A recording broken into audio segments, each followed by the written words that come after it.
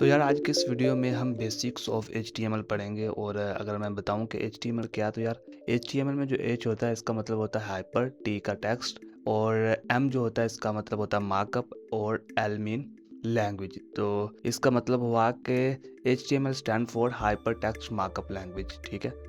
और ये वेबसाइट के स्ट्रक्चर और क्रिएट करने के लिए और कंटेंट जो होता है आपकी वेबसाइट का उसे क्रिएट करने के लिए यूज़ की जाती है। अब इसके अंदर सीरीज ऑफ टैग्स होती है, ठीक है, जो कि वेब साइट के आपका लेआउट क्रिएट करने के लिए इस्तेमाल की जाती है। और आज के इस वीडियो में हम इसमें से जो कुछ कॉमन टैग्स हैं उनके बारे में पढ़ेंगे, मतलब बेसिक्स ऑफ जो HTML है उनको पढ़ेंगे। बाकी नेक्स्ट वीडियोस में हम दूसरी चीज़ें देखेंगे जो HTML की चीज़ें बचेंगी। तो सबसे पहले ये मैंने HTML का फोल्डर क्रिएट किया हुआ है।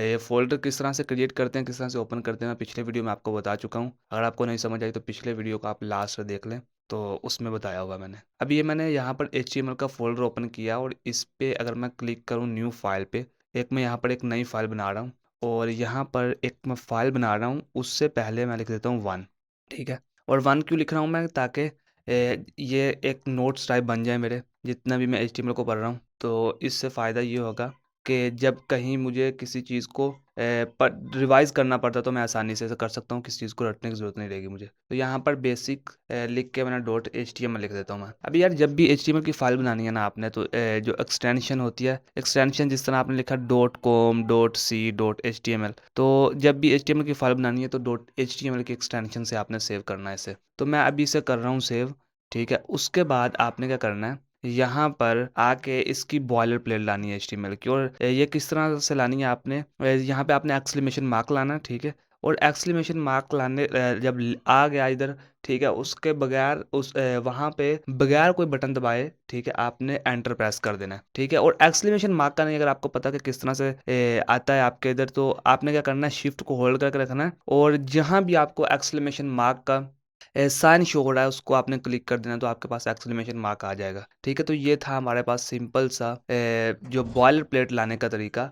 अभी यहाँ पर अगर मैं बात करूँ कि यार इसको अगर डिफाइन करें, इस बॉयलर प्लेट को, इस स्ट्रक्चर को डिफाइन करें, तो यहाँ पर इसके यहीं पे जो सारे बेसिक टैग हैं इनको हम डिफाइन कर सकते हैं। तो यार सबसे पहला ये बोल रहा होता है कि डॉक टाइप HTML, ठीक है, डॉक्यूमेंट जो आपके पास डॉक्यूमेंट टाइप होती है उसको डिफाइन कर रहे होते हैं। अब उसके बाद आता है HTML स्टार्ट होता है, ठीक है। और ये आपके पास पहला टैग होता है HTML का, ठीक है। HTML का ये टैग, अब अगर मैं इसके ऊपर होवर करता हूँ ना, तो इसके ऊपर कर्सर लाता हूँ अपना, तो आप देखेंगे कि ये नीचे से भी और ऊपर से भी क्या हुआ है, इसका बैकग्राउंड थोड़ा सा ग्रे टाइप हो गया। अब ये क्या कर रहा है, ये आपके पास जो HTML टैग होता है ये आपके कोड की बिगिनिंग और जो आपके पास होती है जहाँ पे कोड आपका एंड हो रहा होता है उसको डिफाइन करता है कि यहाँ से कोड आपका शुरू हो रहा है, यहाँ पर एंड हो रहा है। और कोई भी टैग होता है ना आपके पास HTML में, ठीक है, तो क्योंकि ये HTML है, सीरीज ऑफ टैग्स है, ठीक है, तो इसमें हम टैग्स के बारे में पढ़ेंगे और यहाँ पे कुछ कॉमन टैग्स जो हैं उनको डिस्कस करेंगे हम। और यार आपको कोई भी चीज़ रटने की जरूरत नहीं है, यहाँ पे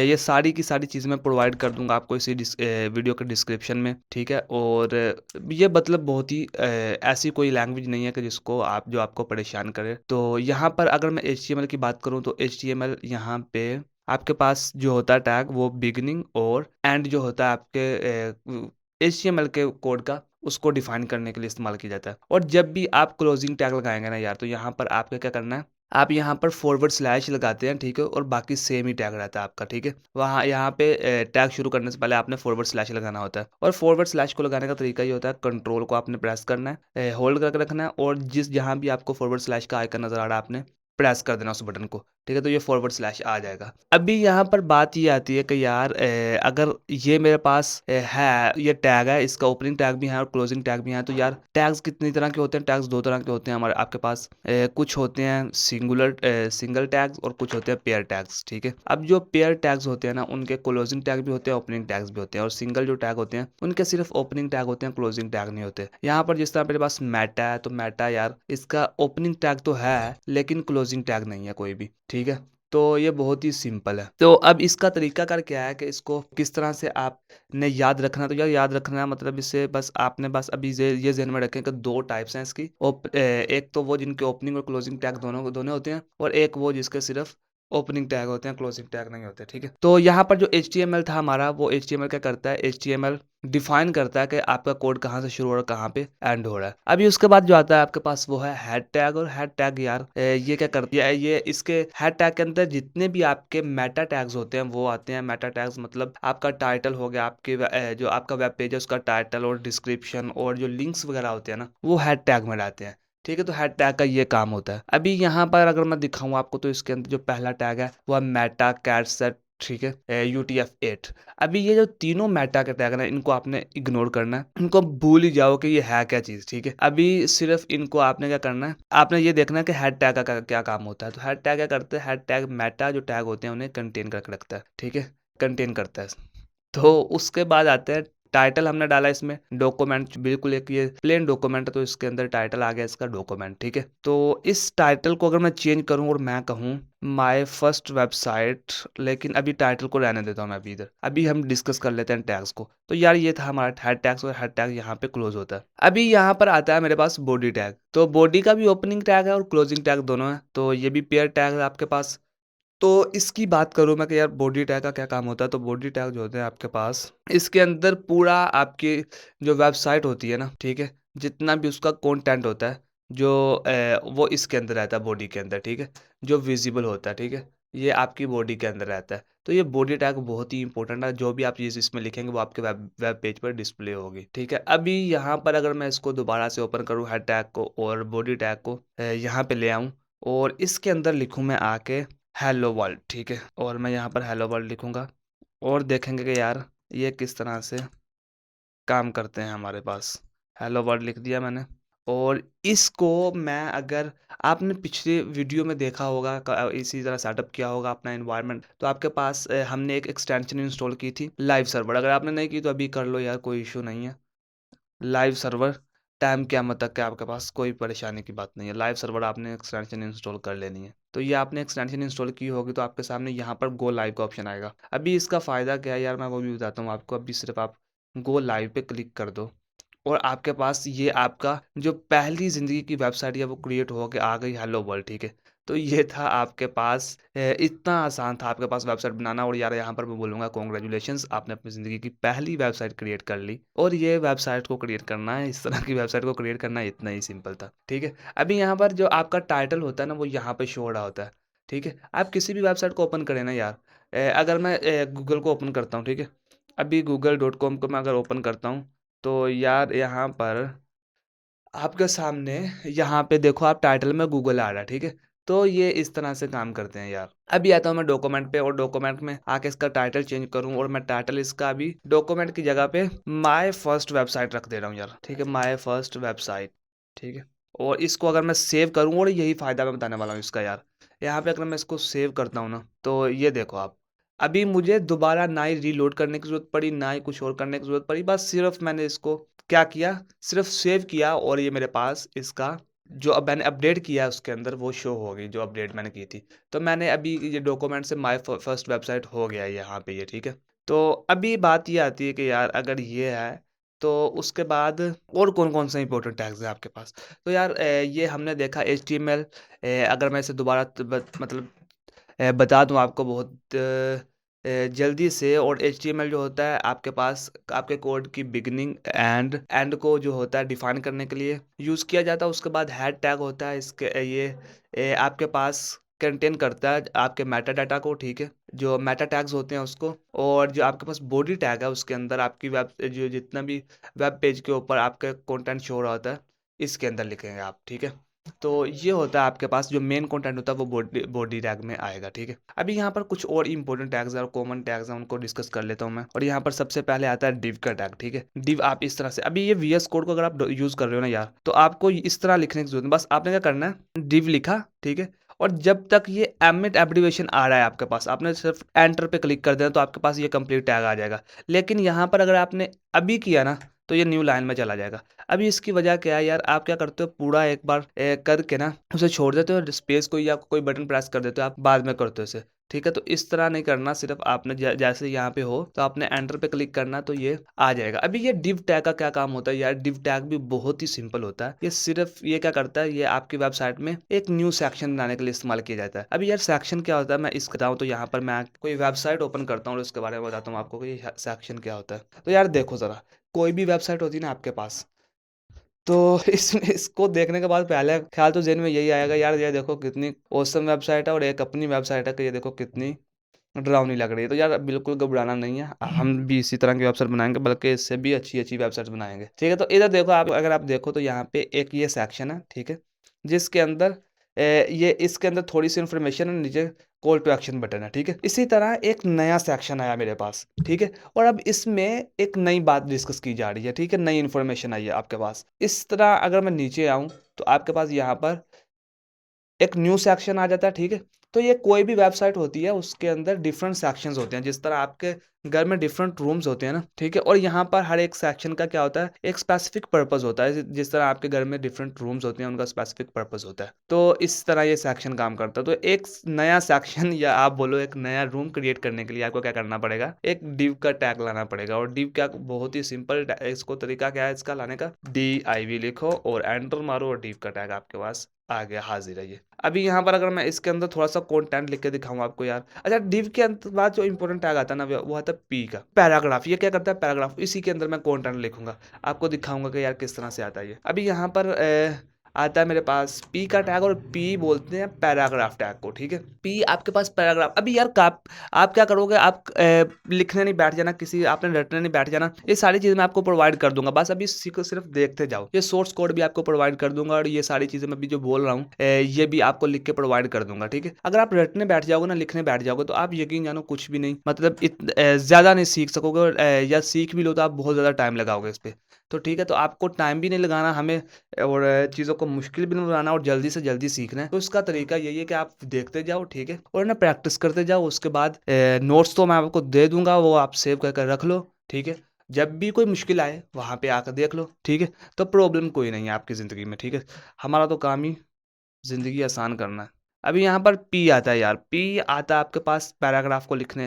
पैराग्राफ टैग, ये एक टैग होता है, ठीक है? इसके अंदर पैराग्राफ होता है, और पैराग्राफ आप जानते हो यार, अगर मैं यहाँ पे देखूँ तो ये एक पैराग्राफ ही है, ठीक है?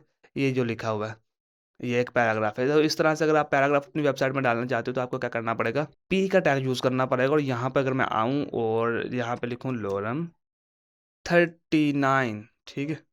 और ये देखो यार, ये क्या किया, ये जादू हो गया, ठीक है? अभी इतना कंटेंट आ गया यार, कैसे अभी, अच्छा ये अगर आप इस तरह लिखोगे ना, तो आप एक मरतबा शॉक भी हो जाओगे कि यार मेरी वेबसाइट किधर गई। तो आप थोड़ा-सा ऊपर आओगे तो आपको आपकी वेबसाइट नज़र आ जाएगी। परेशान होने की ज़रूरत नहीं है यार आपको, ठीक है? तो ये हुआ आपके पास। अभी ये जो मैंने लोरम 39 लिखा, तो यार इसका मतलब होता है कि जो आपके पास लोरम लिखते हो ना आप, ये आपके पास डमी कंटेंट होता है। डमी कंटेंट मीन जिसका मतलब कोई नहीं, सिर्फ़ अभी स्टाइलिंग के लिए यूज़ किया है, इसे बाद में चेंज कर सकते हैं हम। तो आपके पास ये डमी कंटेंट होता है, और इसका काम क्या होता है यार, ये मतलब वही सिर्फ़ जगह कि यहाँ पे आप रिप्लेस कर सकते हो। और इसको लाने का तरीकाकार ये होता है कि आप लिखो अपनी वेबसाइट में, जहाँ भी हो आप लूरम लिखो। और उसके बाद जितने भी आप अपने करैक्टर लाना चाहते हो, तो आपने उतने ही डिजिट्स लिख देने हैं साथ। 89 में चाहता हूँ, 39 चाहता हूँ, 82 चाहता हूँ, तो ये ले आएगा मेरी वेबसाइट में, ठीक है? और इसके बाद अगर मैं फिर से ऊपर जाता हूँ, तो मेरी वेबसाइट यहीं खड़ी है, ठीक है? तो इतने करैक्टर मैंने सिर्फ चंद सेकंड्स में मैं ले आया, ठीक है? तो ये होता है आपके पास पैराग्राफ लिखने का। अभी अगर मैं अपनी जो वेबसाइट है, इसे इधर आऊँ और यहाँ पे आऊँ, और इसे मैंने सेव किया, और यार देखो यार, देखो ज़रा ये क्या कर रहा है, ये आपके पास कंटेंट आ रहा है यहाँ पे, ठीक है? तो एक चीज़ तो आपको समझ आई कि यार इस तरह से आपकी वेबसाइट में कंटेंट होगा, इस तरह से शो होगा। और इसके बाद क्या करना है यार आपने, यहाँ पर आपके पास एक और इम्पोर्टेंट टैग आता है, और वो है आपके पास एंकर, ठीक है? ए का टैग, ठीक है? ए टैग होता है ये, एंकर टैग होता है। और ये अगर आप अपनी वेबसाइट में लिंक ऐड करना चाहते हो ना, तो उसके लिए यूज़ किया जाता है। अगर ए है, तो यहाँ पे अगर मैं क्लिक करूँ, ठीक है? तो यहाँ पे मेरे पास अभी मैं किसी भी वेबसाइट का लिंक डाल सकता हूँ। और अगर मैं इसकी आपको लाइव एग्जांपल दिखाऊँ, तो यार ये मेरे पास वेबसाइट ओपन है, इधर आऊँ मैं और यहाँ पे क्लिक करूँ, और यहाँ पे अगर देखो आप अबाउट, ठीक है? या फिर किसी भी पेज पे मैं क्लिक करता हूँ, तो अबाउट पे अगर मैं क्लिक करूँ, तो आप देखोगे कि यार इस पे क्लिक करने से एक नया पेज मेरे सामने डिस्प्ले हुआ। तो ये जो नया पेज एक मेरे सामने आया, तो ये क्या है, इसमें लिंक ऐड किया, मैंने लिंक ऐड किया, ठीक है। अब ये लिंक किस तरह से ऐड कर सकते हैं आप, ये हाइपर लिंक को यूज़ करके कर सकते हैं। और हाइपर लिंक किस तरह से यूज़ कर सकते हैं आप, एंकर के टैग की मदद से, ठीक है। तो यहाँ पर मुझे वार्निंग भी आ गई बैटरी की, तो ये भी करता हूँ मैं। और उससे पहले मैं आपको लिंक ऐड करके दिखाता हूँ, google.com, ठीक है। ये मेरे पास एक है लिंक, इसको ऐड करना है अभी मैंने। तो यार यहाँ पे आता है मेरे पास तो लिंक आपने जो भी लिखना है ना यहाँ पे, वो href के अंदर लिखना है। और हाइपर लिंक होता है ये, इसके अंदर आपने पेस्ट कर देना है इसे। और कॉपी पेस्ट करने का तो आपको तरीका आता ही होगा। जिस भी आप उस टेक्स्ट को कॉपी करना चाहते हो, उसको सिलेक्ट करो, कंट्रोल सी करो अगर विंडोज़ में हो, अगर मैक में हो तो कमांड सी से आप कॉपी कर सकते हो। और उसके अलावा क्या कर सकते हो, पेस्ट करने के लिए आपको कंट्रोल वी, और अगर मैक में हो तो कमांड वी आपको यूज़ करना पड़ता है यार, ठीक है। तो ये होता है आपके पास। अब अगर मैं ये मैंने लिंक तो ऐड कर दिया, अभी इसे मैंने सेव भी कर दिया। और अगर अभी मैं अपनी वेबसाइट पे आऊँ तो आप मुझसे पूछोगे यार कहाँ ये लिंक ऐड कहाँ हुआ, ठीक है। तो ये नज़र क्यों नहीं आ रहा यार, देखो नज़र क्यों नहीं आ रहा, उसकी वजह ये है कि हमने यहाँ पे कुछ ऐड ही नहीं किया। आप बोलोगे अरे यार इतनी लंबी लाइन ले आए हो, अभी बोल रहे हो कुछ ऐड ही नहीं किया, ठीक है। तो ये देखो यार, ये वो वाला पार्ट होता है जो विजिबल नहीं होता यूज़र का। ये बैकएंड में आप यूज़ तो कर रहे हो, लेकिन यूज़र इसे देख नहीं सकता है। तो अगर आप चाहते हो कि यूज़र इसे देखे, तो यहाँ पर आपको अपना टेक्स्ट लिखना पड़ेगा। और मैं कहता हूँ क्लिक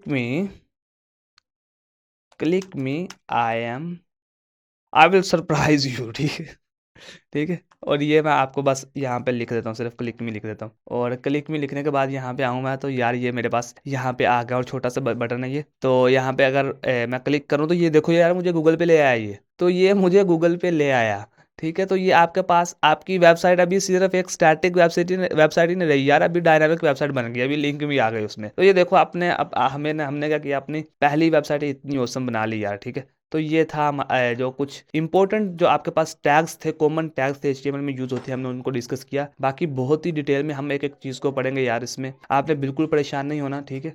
नेक्स्ट वीडियोस में हम टेक्स्ट को देखेंगे, और फिर इमेजेस किस तरह से ऐड करते हैं, और आपके पास अदर मीडिया जो होते हैं आपके पास, उनको किस तरह से ऐड करते हैं, ये सारी चीज़ें बड़ी डिटेल में पढ़ेंगे इस वीडियो में। इतना ही यार, अगर कोई चीज़ आपको समझ में नहीं आई तो आप पूछ सकते हो कमेंट में, ठीक है। और आप इसके अलावा यार ग्रुप है हमारा फेसबुक पे, आप उसे ज्वाइन करो। जहाँ कहीं आपको एरर आए, ज़रूरी नहीं यार एरर ही आए तभी पोस्ट करो। अगर आपने कोई कोड अच्छे से लिखा, आपने कोई ऐसी चीज़ लिखी यार जो मतलब एक यूनिक चीज़, आप अपना क्या कर सकते हो, जो भी आपने प्रैक्टिस की है वहाँ पे सेंड कर सकते हो आप। तो उस ग्रुप में जाकर सेंड करो, ठीक है। और मैं देखूँगा वहाँ पे, मैं चेक करूँगा आपका कि आप किस तरह से काम कर रहे हो। और अगर कोई गलती हुई तो वो भी वहाँ पे देखेंगे, अगर आपने अच्छा काम किया होगा तो वो भी वहाँ पे देखेंगे, ठीक है। और दूध का दूध और पानी का पानी हो जाएगा। Thank you so much guys for watching this video, I will see you next time.